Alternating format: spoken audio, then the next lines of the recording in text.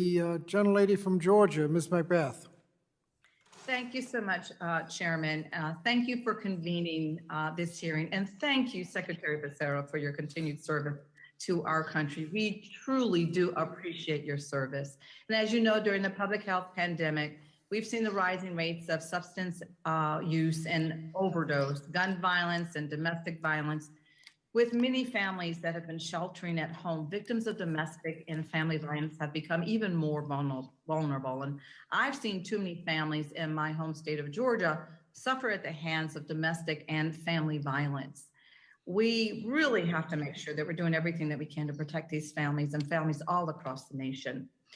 But it's now time more than ever to secure additional investments in protecting these survivors and protecting their children.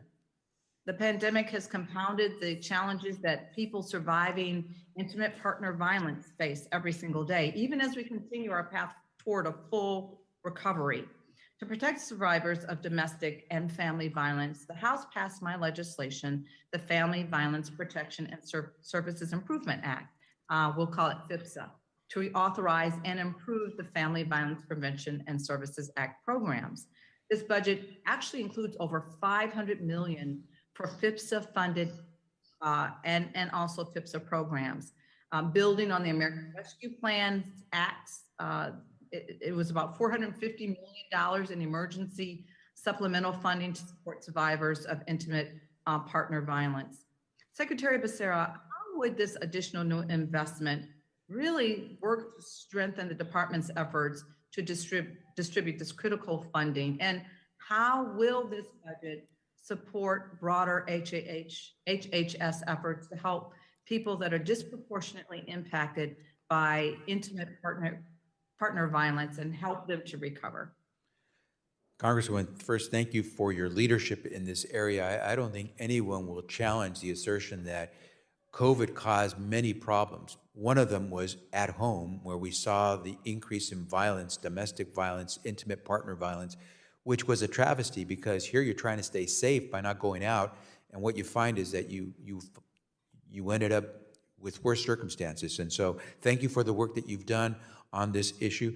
The funding that you mentioned is more than double what it was in the previous year. We hope that Congress, you and your colleagues will find it fit to provide that additional funding. We want to be able to increase the funding and the support for those individuals who are the victims of that domestic violence, but we also want to fund very essential things like the hotline that people can call when they're in real need, urgent need of safety and care. We want to make sure that that hotline is available and that there will be someone available to answer that call when you're in your moments of most need. And so we will continue to work with you as we try to not only get the funding through, but also the reauthorization of FVPSA in the future. But again, miles and miles of thanks for what you've done in this space.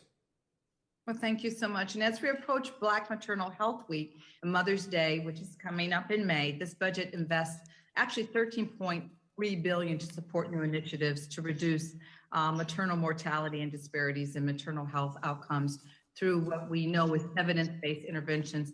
How will this help? How will this funding really work to help strengthen the department's existing efforts to improve maternal health policy and equity? Well, again, thank you for the support that you and others have lent to the Momnibus legislation to try to get things across the finish line for so many of our families in need. With the budget that we have through the Omnibus, and if you all pass Build Back Better, even more will be done. But what we're going to try to do is continue our efforts to try to help deal with, for example, maternal mortality and morbidity, which is in outrageous levels in this country, because in some parts of our country, not everywhere, but in certain communities, especially, for example, in the Black community, Native American community, you see high rates of death of mothers who recently delivered.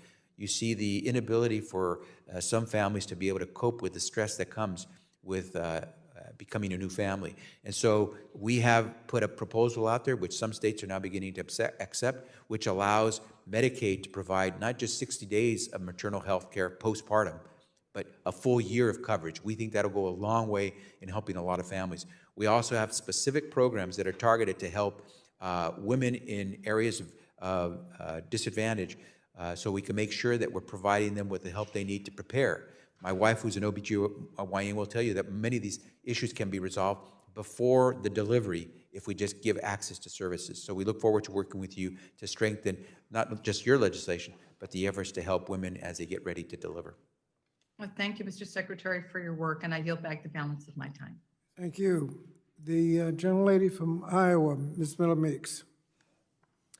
Thank you, Mr. Chair, and thank you, Secretary Becerra, for being here. I'm just going to start this by saying that I'm